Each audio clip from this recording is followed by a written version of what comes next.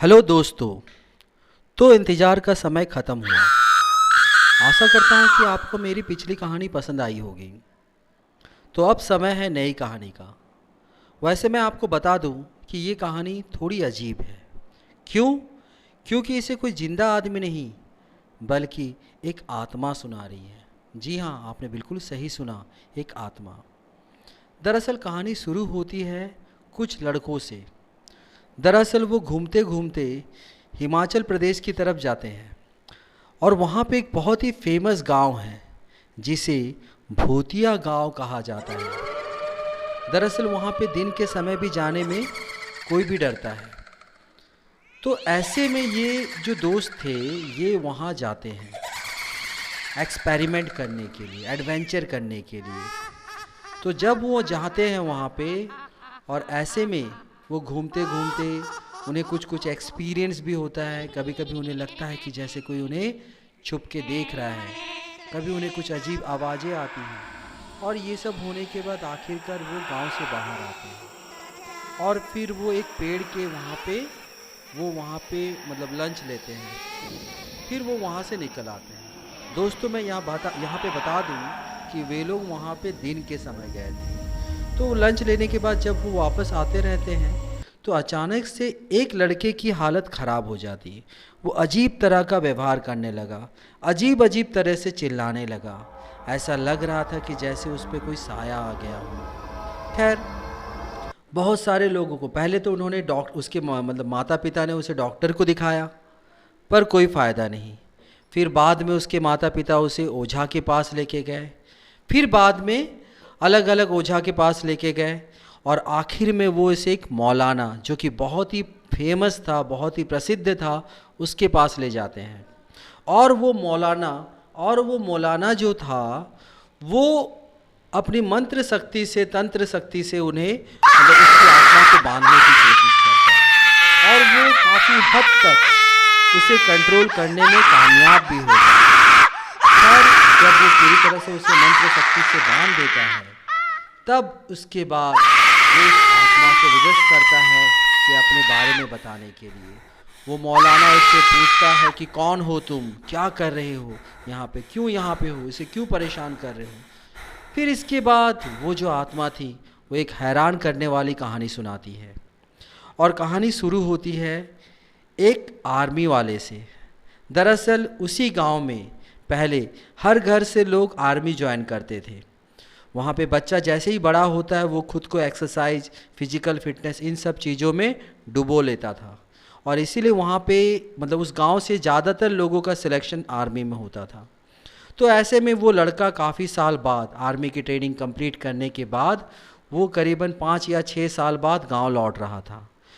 और होता क्या है कि स्टेशन पे उसकी ट्रेन रात के समय पहुंचती है, करीबन रात के 12:30-1 बजे। वहाँ से उसका जो गांव था वो 9 किलोमीटर दूर था और उस जगह पे ना ही कोई गाड़ी मिलने वाली थी, ना बस, ना ऑटो, ना कुछ। ऐसे में वो पैदल पैदल ही अपने घर निकल लिया। दोस्तों रास्ते में एक पुराना सा शमशान पड़ता है।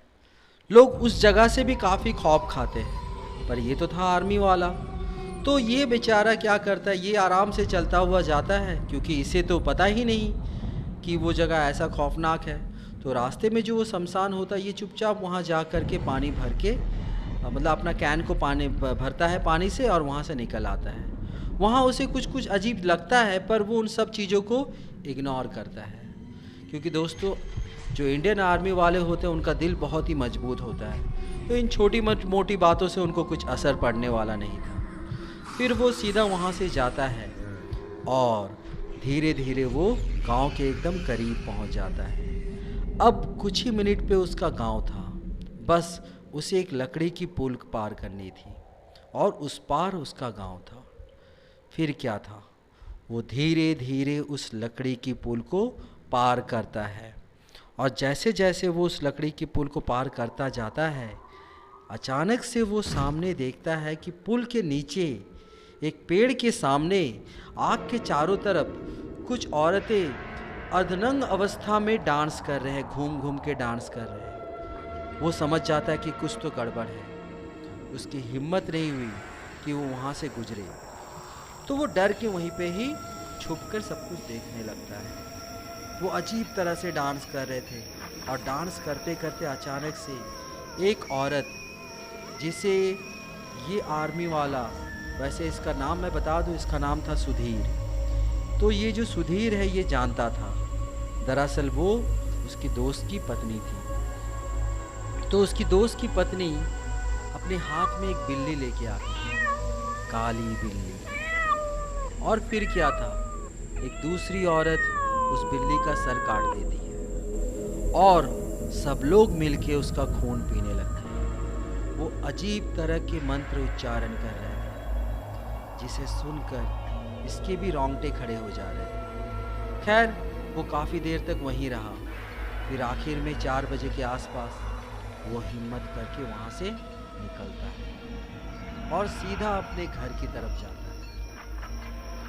उसकी माँ उससे काफ़ी सारे सवाल पूछती है, पर उस हालत में ही नहीं था कि कोई जवाब दे पाए। खैर, वो किसी तरह नाश्ता करता था, किसी तरह उसने नाश्ता किया। अब उसके दिमाग में बस एक ही सवाल चल रहा था कि कैसे भी करके अपने दोस्त के घर जाऊं और उसे बताऊं कि भाई तेरी बीवी जो है वो एक डायन है और उसे बचाऊं। खैर, उसने नाश्ता किया।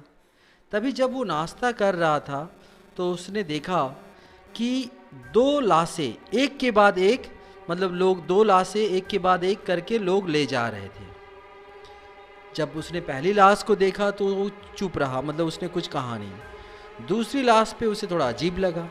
तब उसकी माँ ने कहा, ये तो रोज़ का रोना है।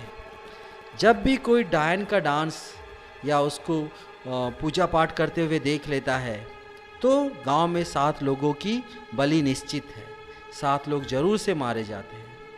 ऐसे में सुधीर समझ जाता है कि ये वही था जिसने उन डायनों का वो जो कृत्य था या कर्म था या फिर पूजा पाठ देखा था।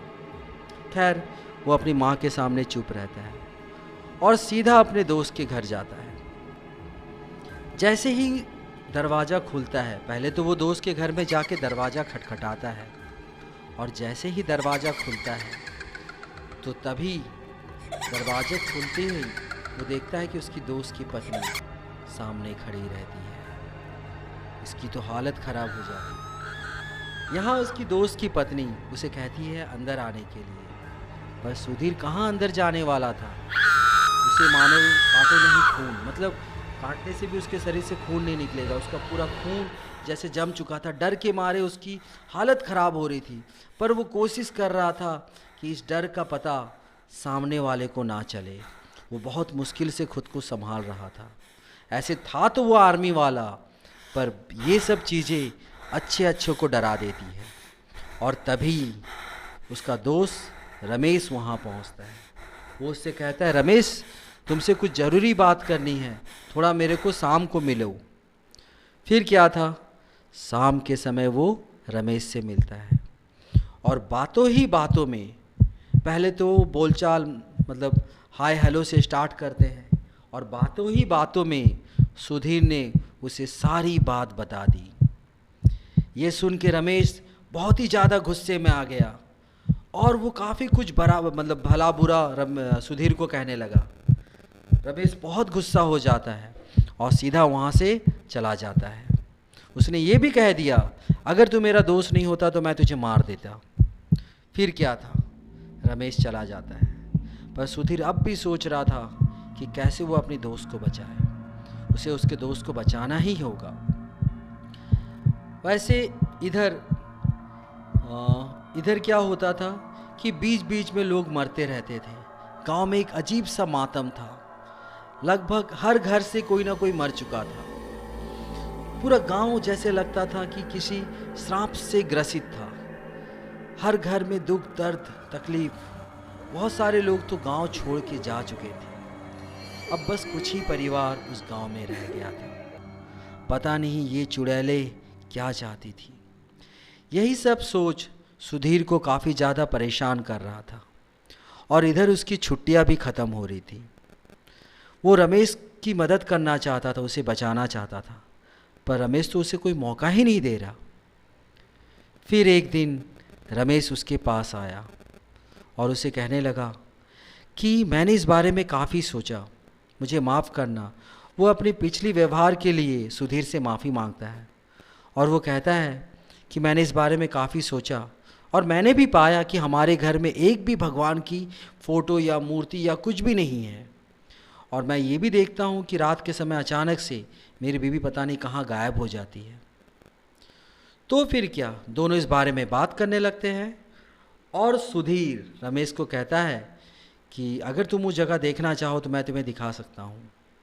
पर रमेश कहता है नहीं, मैं रंगे हाथों उसे देखना चाहता हूँ, मतलब रंगे हाथों उसे पकड़ना चाहता हूँ।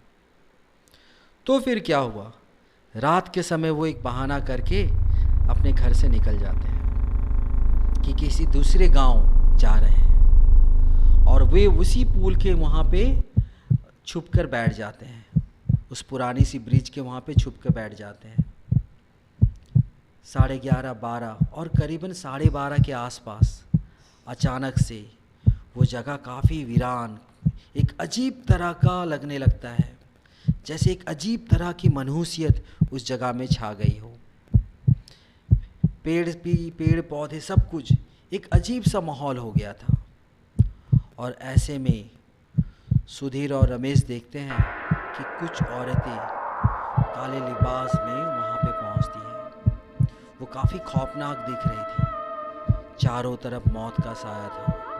और तभी आग जलने लगती है और वो सब अर्धनंग होके दोबारा उसके चारों तरफ गोल गोल घूम के कुछ मंत्र उच्चारण कर रही थी।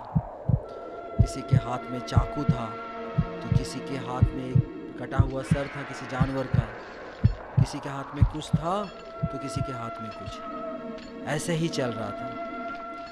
तभी सुधीर रमेश को दिखाता है कि यो देख तेरी बीवी। और सच में रमेश अपना कंट्रोल खो देता है और वो सीधा उस जगह चला जाता है। सुधीर जानता था अगर रमेश वहाँ चला गया तो वो बचेगा नहीं। उसने उसे रोकने की बहुत कोशिश की पर वो उसे रोक नहीं पाया और सीधा रमेश अपनी बीवी के पास, तभी उसकी बीवी उसका गर्दन पकड़ लेती है।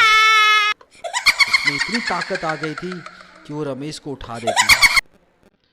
सुधीर वहां पे पहुंचता है उसकी मदद करने के लिए और तब रमेश की बीवी जो कि एक डायन थी वो सुधीर को पकड़ लेती। अब उसके एक हाथ में सुधीर की गर्दन थी। सुधीर देख रहा था सामने जो पेड़ था उसमें गांव के बहुत सारे लोगों का कटा हुआ सर कांटे से मार के ठोक करके लटकाया गया था। पकड़ काफी मजबूत थी, सुधीर को दर्द हो रहा था। वो अपने आप को छुटकारा दिलाने की काफी कोशिश कर रहा था और तभी पता नहीं खच एक आवाज आई और सब कुछ शांत। बाद में जब सुधीर की आंख खुली तो देखता है कि वो जगह पूरा शांत हो चुका था। ऐसा लग ही नहीं रहा था कि वहां पे कुछ हुआ हो। सुधीर चारों तरफ देखता है, फिर अचानक से उसकी नजर उस पेड़ पे जाती और वहां पे वो देखता है उस पेड़ पे कांटी से किसी ने उसके सर को मार रखा है। उसका सर वहां लटका हुआ। इसका मतलब सुधीर भी मर चुका है, अब बस उसकी आत्मा रह गई है। ये कहानी सुनने के बाद मौलाना और जो वहाँ पे बैठे सारे लोग पूरी तरह से हिल जाते हैं। तब वो आत्मा कहती है मैं इसीलिए यहाँ से नहीं जाऊँगा, मेरा कोई कसूर नहीं, मैं तो मासूम था, मुझे क्यों मार दिया। आखिरकार मौलाना उसे समझाता है। तब सुधीर कहता है कि मैं एक ही शर्त पे जाऊँगा, उससे पहले आपको उस पेड़ को जलाना होगा जहाँ मेरा सर आज भी गिरा हुआ है।